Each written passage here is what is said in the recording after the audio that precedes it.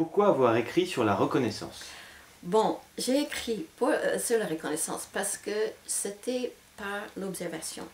J'ai vu comment les personnes se comportent et je me suis dit que pour notre construction de nous-mêmes, que d'être reconnu par les autres, c'est très important.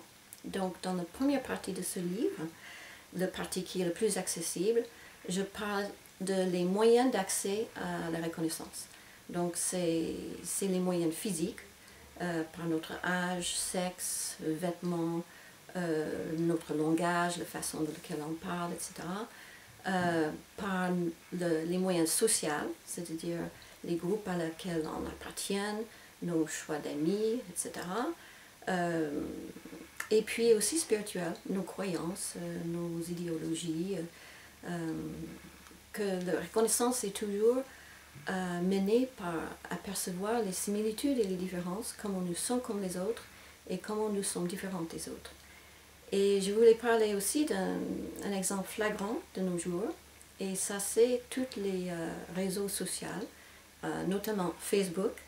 Et quand vous voyez l'importance de nos jours d'être reconnu par les autres, d'être constamment sur le téléphone portable, d'avoir les likes sur Facebook, etc. Ça pour moi c'est un vrai appel, un besoin d'être connecté et d'être reconnu par les autres. Ce qui certains pensent mène à un certain narcissisme, et ça c'est le côté exagéré de la reconnaissance, mais on parle aujourd'hui d'être le me generation, c'est-à-dire que les gens qui ont besoin toujours d'être reconnus par les autres, et c'est un besoin assez exagéré. Donc finalement, est-ce une bonne chose, positive ou non, cette recherche de la reconnaissance? Je dirais que c'est ni bon ni mauvais, c'est nécessaire. C'est-à-dire que quand je parle de la reconnaissance, c'est pas forcément de la gratitude ou l'approbation des autres, c'est pas dans le sens de l'estime de soi, l'estime de moi-même, que je suis mieux que les autres. C'est une reconnaissance, c'est dans un sens existentiel, c'est-à-dire que comme je suis reconnue par les autres, j'existe. Nous sommes les êtres sociaux, et il y a même des expériences, par exemple Spritz, il s'appelait, les bébés qui ne sont jamais touchés, etc. On a besoin de contact des autres, et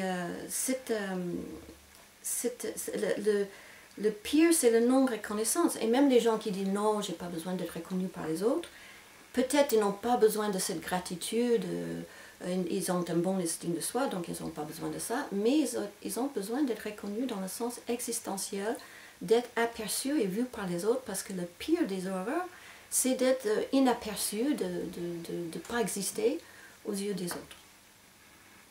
Pourquoi pensez-vous que c'est la clé de l'identité?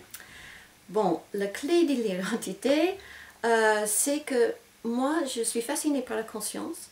Le moi, c'est quelque chose qui nous préoccupe. Qui suis-je? Et notre identité, c'est notre moi. Et donc, dans ce livre, j'étais obligée de développer l'origine de la conscience. Et comment on n'est pas né conscient de nous-mêmes. Ça vient petit à petit. Donc, j'ai deux voies. Quand je parle des origines, je parle des origines anthropologiques, c'est-à-dire depuis les premiers êtres humains. Les premiers êtres humains n'étaient pas forcément conscients d'eux-mêmes. Et après, il y avait les Homo sapiens, les Homo sapiens sapiens. Et avec le progrès de l'humanité, notre conscience a progressé, développé, devenu plus complexe, et surtout notre conscience de nous-mêmes, qui nous sommes. Bon, donc ça c'est une des origines dans lesquelles je parle, et les autres c'est une origine plutôt psychologique. Depuis la petite enfance jusqu'à l'âge adulte, voilà, c'est un peu similaire, c'est que le petit enfant n'est pas né conscient de lui-même.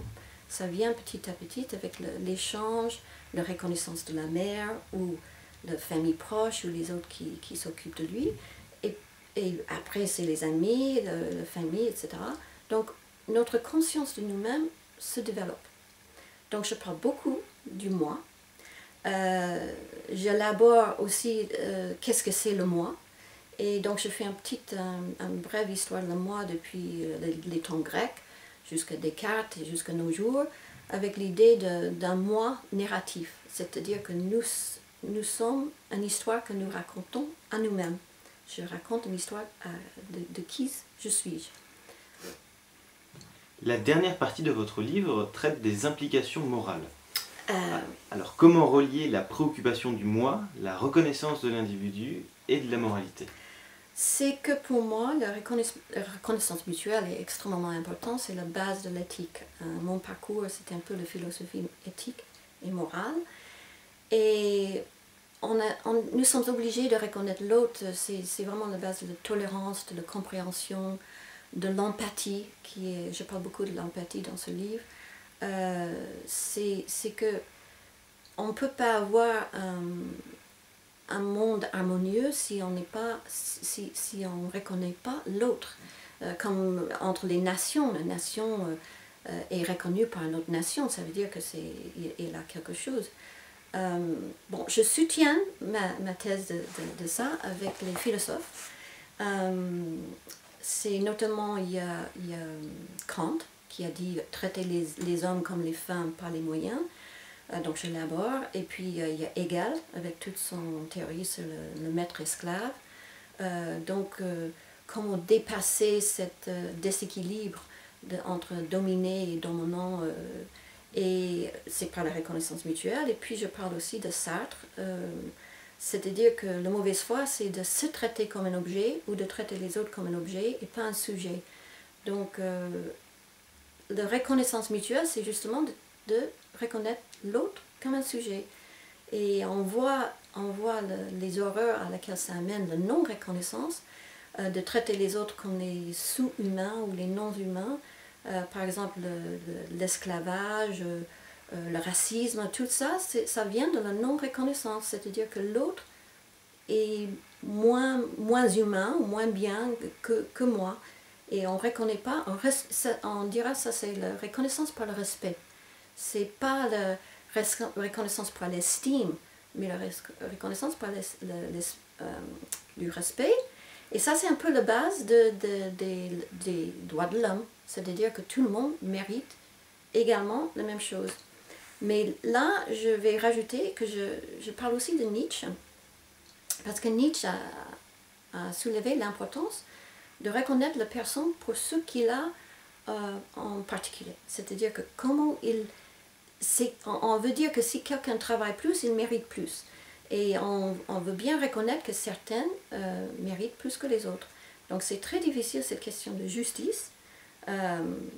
Comment reconnaître tout le monde de la même façon, mais comment donner une reconnaissance particulière à des gens qui méritent plus. Donc je soulève toutes ces questions dans la partie des implications morales. C'est pas clair, c'est pas un débat fini, hein. C'est un débat qui peut continuer pour toujours, mais cette hiérarchie entre les gens qui devient de plus en plus grave, et le décalage entre les pauvres, les riches, etc. Je parle un peu de ça aussi. Pouvez-vous nous parler un petit peu de votre parcours? Donc, je suis, peut-être c'est évident, américaine. J'ai fait mes études aux États-Unis, UCLA, Columbia, et puis finalement à la Sorbonne. J'étais toujours très intéressée par la philosophie morale et éthique, et puis plus récemment la conscience. La conscience, pour moi, c'est la chose le plus évidente pour tout le monde. Tout le monde sait qu'est-ce que c'est d'être conscient, mais de dire qu'est-ce que c'est la conscience, c'est la chose la plus mystérieuse que je connais, même comme l'univers, comment ça se fait qu'on est conscient de quoi qu'il soit, les êtres conscients. Donc, ça c'est mes entrées. Et donc, aujourd'hui, je mène un peu les cafés philo, les débats philosophiques.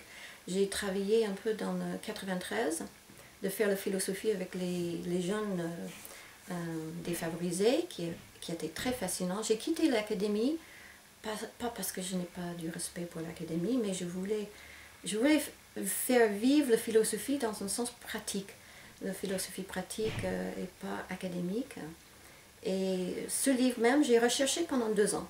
Donc, il y a une grande bibliographie. Je ne suis pas un expert sur tous les sujets que je traite, l'anthropologie, la psychologie, même la neurologie, la sociologie, mais j'ai cité beaucoup d'autorités dans tous ces domaines. Donc, c'est bien recherché pour soutenir cette thèse de l'importance de la reconnaissance.